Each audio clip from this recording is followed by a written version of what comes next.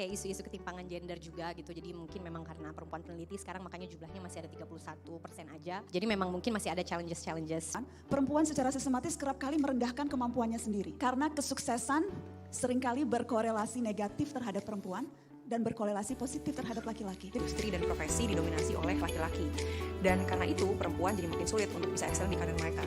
Di dunia cuma ada 38,8% perempuan yang ambil bagian tenaga kerja. Di Indonesia sendiri nggak beda jauh, cuma 39,3%. Dan pekerjaan yang dipenuhi perempuan itu lebih ke profesi yang membutuhkan sifat-sifat yang diasosiasikan dengan femininity.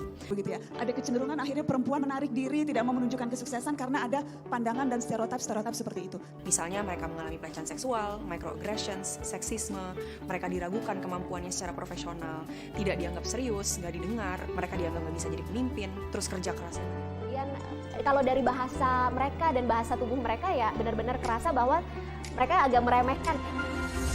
Banyak banget ya yang mereka nggak mau tanda tangan kontrak, nggak mau tanda tangan agreement kalau nggak dinner dulu gitu.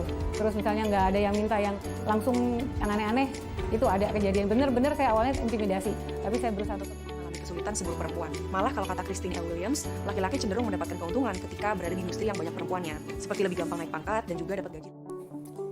Sadarkah kalian kalau ini sering terjadi? Lalu, apa sebenarnya fenomena tersebut?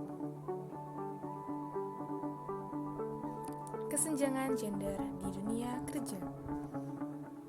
Halo semuanya, perkenalkan kami mahasiswa Ilmu Komunikasi Universitas Brawijaya.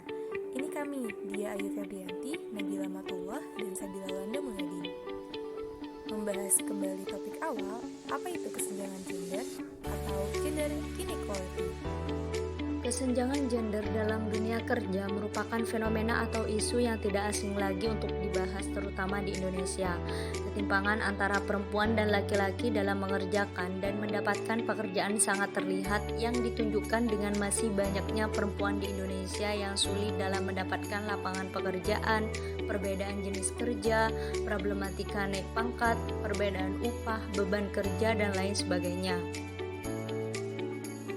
Adapun beberapa faktor penyebab kesenjangan gender dalam dunia kerja ini antara lain, yang pertama yaitu adanya budaya patriarki yang masih kental di masyarakat sehingga menyebabkan perempuan sulit untuk mendapatkan kesetaraan. Yang kedua yaitu stereotip mengenai perempuan yang seharusnya di rumah saja dan memenuhi tanggung jawab kepada suami dan pekerjaan rumah. Yang ketiga yaitu perbedaan tingkat pendidikan dan skill antara perempuan dan laki-laki.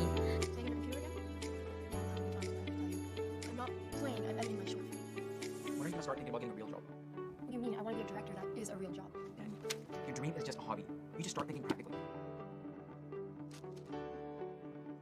Yang keempat, subordinasi pada salah satu gender yang berujung pada sikap menomorduakan perempuan.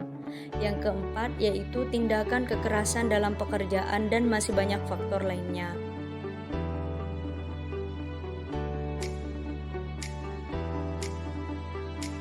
Namun perlu diketahui juga bahwa kondisi saat ini terutama pada era revolusi industri 4.0 sudah tidak seharusnya terdapat gap pekerjaan antara perempuan dan laki-laki.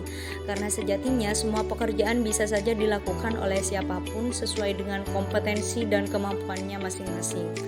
Oleh karena itu diperlukan pemahaman pada setiap orang agar dapat memberikan kesetaraan, khususnya dalam dunia pekerjaan tanpa harus memperhatikan jenis kelamin. Kesenjangan gender dalam dunia kerja memiliki keterkaitan dalam materi komunikasi antar budaya yaitu identitas budaya.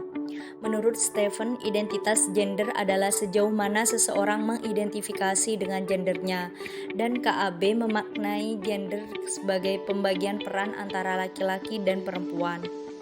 Secara anatomi, antara laki-laki dan perempuan berbeda, namun mereka terlahir dengan peran dan tanggung jawab yang sama, akan tetapi dalam perkembangannya dalam budaya masyarakat memiliki perbedaan di antara keduanya.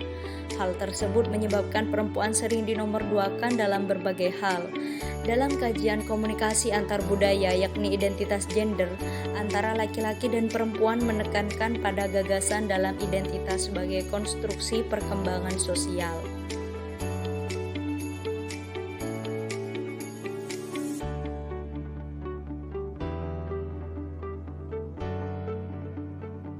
Karakteristik maskulin dan feminim mulai tampak ketika orang tua memikirkan nama, baju, mainan, dan apa yang pantas atau boleh bagi laki-laki dan perempuan.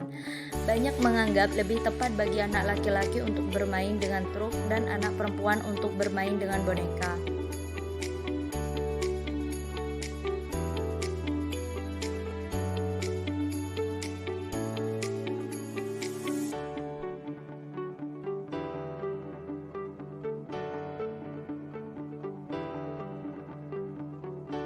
Hal tersebut juga terjadi dalam dunia kerja yang mana terdapat stigma tentang perempuan dianggap tidak memiliki peran atau kemampuannya kalah dengan laki-laki.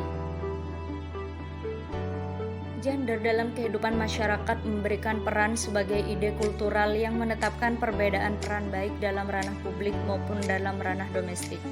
Sebagai sebuah konstruk budaya sosial, gender memang telah memberikan makna terhadap peran laki-laki dan perempuan dalam masyarakat. Dengan makna yang diberikan kepada laki-laki dan perempuan tersebut, masyarakat membuat pembagian kerja atau peran antara laki-laki dan perempuan.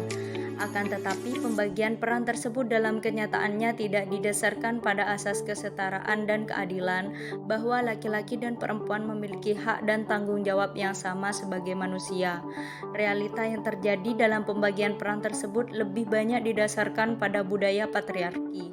Hal ini menunjukkan kehadiran gender masih menjadi persoalan yang masih bersifat parsial, disebabkan karena pemahaman secara tegas akan identitas diri laki-laki maupun perempuan, dilihat dari segi kodrat Tuhan yang tidak dapat diubah dari lingkungan sosial dan secara biologis.